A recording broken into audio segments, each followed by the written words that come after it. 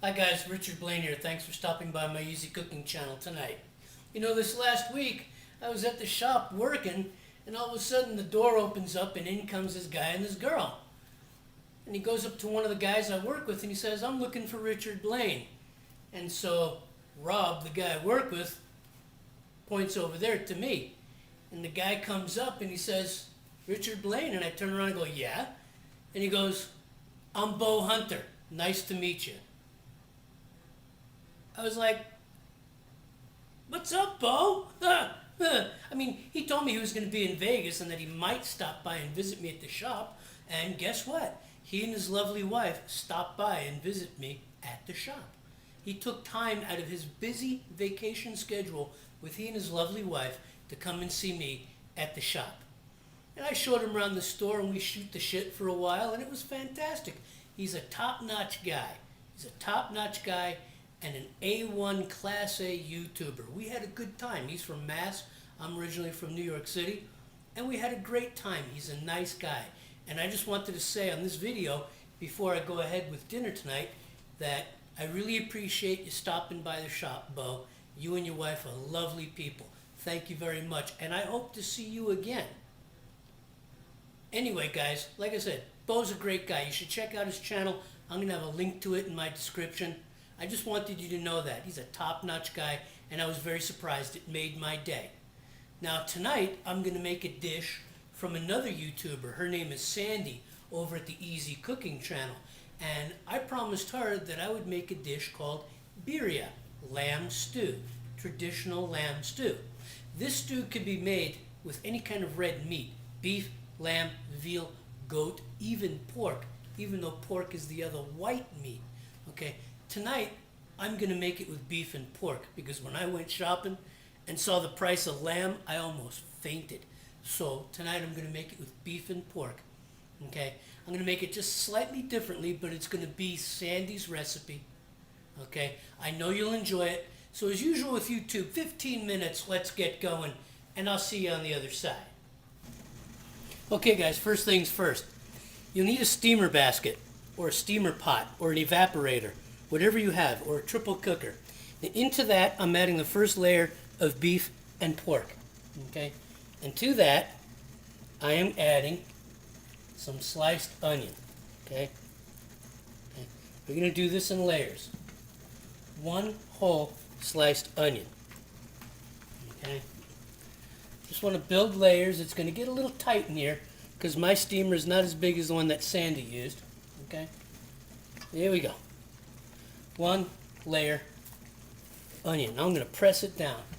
Okay, and to that I am going to add some herbs. Okay, now Sandy used fresh, but I don't have fresh on hand, so I'm using some dry marjoram. A total of about 2 tablespoons. 1 tablespoon per each layer. Okay, there's some dried marjoram, some dried thyme. Okay, about 1 tablespoon per layer. Okay, it'd be really, really good. There we go. And to that, I'm just going to add just a little dash of rosemary, about a teaspoon per layer. I know it's not in the recipe, but I thought it would add a nice aromatic fragrance and flavor. Okay, and to this, I'm just going to add a little bit of the garlic on this layer. It's about 5 cloves all together, so about 2.5 cloves on this layer. And I chopped it fine because I actually want the garlic in my stew. Now, I'm going to add the second layer of meat, beef and pork. Alright, squeeze that down. Okay, just get it in there. My equipment just barely made the grade on this. Just enough to hold 3 pounds of meat. There it is, second layer. Okay, now to that second layer, a little more dried marjoram, the other tablespoon. Okay, and the other tablespoon of dried thyme. The dried herbs are going to make for stronger flavors, but that's okay. And the last teaspoon, a little bit of dried rosmarino. Okay? And that's it. That's all there is to it. Okay? A little bit of the garlic. Okay? Okay? Some more onion on top. Okay? There we go. And this is going to steam for about 90 minutes on medium and create a truly exceptionally flavorful broth. Okay? Here we go. Okay? And then the cover is going to go on top, and we'll be back in 90 minutes. Okay, guys. The meat's been steaming on medium for 2.5 hours. It is so tender, it's ridiculous. I didn't even have to shred it. I just broke it up with a wooden spoon and got all this. Now, in my case, I decided to keep the onions. Okay? In my case, I decided to keep the onions and the garlic in there. And because I'm using dry herbs, I didn't have to strain it out. But this is the meat. And now I'm going to show you what the stock looks like. Okay, guys, here it is. This has got to be some of the most flavorful stock I have ever made in my life. As a matter of fact, in the future, I think I'm going to make chicken and beef stocks like this again. But look at how rich that is. It's so flavorful. This whole house smells so aromatic. And right now what I'm going to do is I'm going to let the meat cool for about 30 minutes, and I'm going to move this stock aside, and we're going to make our chili tomato sauce. So let's move forward. Okay, so we're getting ready to make our tomato chili sauce. And into the boiling water, I have 2 pounds of Roma tomatoes. And to that, I'm going to add 4 Guajillo chilies. I could have added Mirasols, but I couldn't locate Mirasols. So Sandy says Guajillos will work just as well. And to that, I'm going to add 4 New Mexico chilies. Okay, because I couldn't find the pipitilla chilies. Okay. And as everybody here in YouTube land knows, I like the heat, so according to Sandy's recipe, 2 chili de árbol for the spice, in go the seeds, yes, the seeds. Give this a quick push down, get that boiling water to start softening up these chilies. Okay.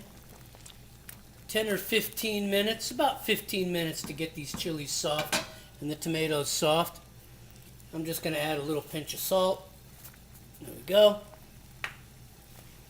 And 15 minutes from now, I'm going to take this mixture to the blender and we'll move on to the next step. See you in a little bit. Okay, so now I'm going to take the chili tomato sauce that I've been boiling and I'm going to blend it in small batches in the blender. Now, after it's been blended, you can strain it to make sure you don't get any chili skin in the recipe, but I know how this blender works, so that's not going to happen. Now, I'm going to do this a couple of times because I still have more of the sauce here, and I'm going to put it into another bowl, and then I'm going to add it to the broth that we have. So I just wanted you to see that I'm going to grind it up in small batches here in my blender. Okay, guys, this is where the rubber hits the road. I'm reheating my beef stock. You can see it's starting to boil. And to that, I am adding my tomato and chili pepper stock. Okay. Now, I am going to bring this to a boil, and then I'm going to re-add the meat to it and cook the meat in it for about 10 minutes, and we're going to be good to go. I'm going to season it with 1 cube of beef stock and 1.5 tablespoons of Worcestershire sauce, according to Sandy's recipe. And I can tell you right now, I am just falling in love with this recipe. This is just so loaded with flavor and so loaded with aroma. I'm surprised I've never made this before. This is just fantastic. Okay, so I'm going to simmer this for about 20 minutes. And I'm going to go walk Riley because it's that time of night. And I'll see you guys in a bit. Okay, guys. The tomato pepper mixture with the beef broth and pork broth is done. I'm ready to plate this up. I'm going to spoon some meat into the bowl and this broth on top. I'm going to keep the meat and the sauce separate, like Sandy's family does in honor of this recipe. So I'm going to put some meat in a bowl, and I'm going to get some of this broth on top of it and top it off with some onions and lime wedges, and then it's time to eat. There you have it, guys. Traditional Mexican birria stew made with beef, pork, some rice, some lime wedges. Okay? This is a delicious recipe. I'm glad I took it from Sandy. Okay? I'll leave a link to her channel on my description for this. But this is going to be delicious. I'm really looking forward to eating this. I want to thank you for stopping by, and I'll see you on the next video.